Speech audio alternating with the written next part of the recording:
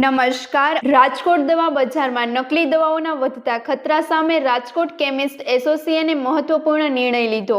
હવે રાજકોટ બહારના બિનઅધિકૃત સ્ટોકિસ્ટ પાસેથી દવા ખરીદી પર રોક લગાવવામાં આવી.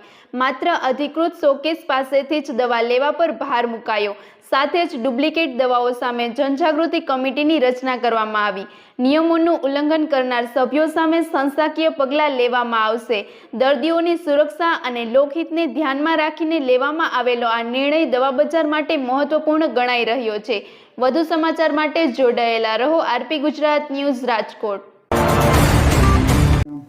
અનિમેશભાઈ દેસાઈ, માનદ મંત્રી, કેમિસ્ટ એસોસિએશન રાજકોટ.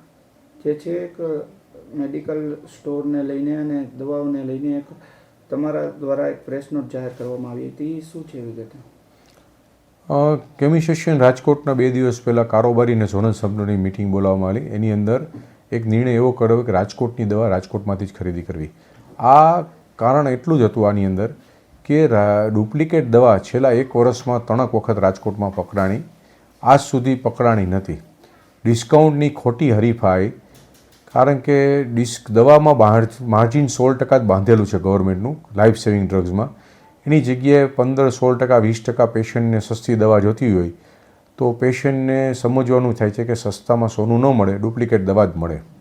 આ કારણસર અમે નિર્ણય લીધો છે કે ભાઈ ખોટી હરીફાઈ ન થાય, પેશન્ટ ભરાઈ ન જાય ખોટી દવામાં. એટલે રાજકોટની દવા કંપનીની authorize channel through stockist to semi stockist અને સેમી સ્ટોકિસ્ટ ટુ રિટેલર, આ ચેનલ થ્રુ જ માલ વેચાશે.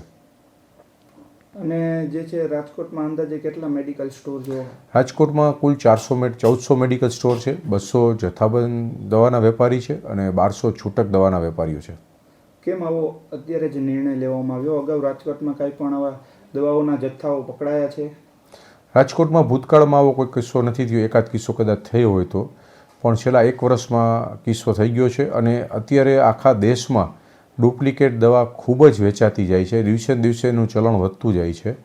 અને તે કારણસર જ આ નિર્ણય પબ્લિકને બચાવવા માટે અમે કરેલો છે. અમે એક જનજાગૃતિ કમિટી પણ બનાવેલી છે, એના નંબર પણ પબ્લિકમાં ફોરવર્ડ કરેલા છે કે કોઈ પણ દવા એવું લાગતું હોય ડુપ્લિકેટ જેવી તો એ જનજાગૃતિ કમિટીમાં કન્સલ્ટ કરી શકે અને આગળ ફરિયાદ કરી શકે છે. આમાં કોઈ પણ હવે અગાઉ પકડાશે દવામાં તો તેને લઈને તમારા કમિટી દ્વારા શું કાર્યવાહી કરવામાં? અમે સરકારની રાહે સરકારમાં ડ્રગ એન્ડ કોસ્મેટિક એક્ટ મુજબ સરકારમાં પ્રેશરાઇઝ કરીશું કે આવા લોકોના લાયસન્સ કેન્સલ કરે, જેથી કરીને બીજાને પણ સબક મળે અને આવી બધી વસ્તુની પ્રવૃત્તિ, ખોટી પ્રવૃત્તિ લોકો દૂર રહે.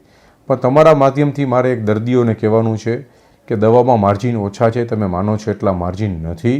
જેનરિક સ્ટોરમાં મળતા હોય છે માર્જિન, જેનરિક દવાઓમાં, જ્યારે સ્ટાન્ડર્ડ દવામાં માર્જિન ન હોય. જો તમે સસ્તી દવા ગોતવા જાશો તો 100% તમે ડુપ્લિકેટ દવાનો શિકાર થઈ જશો.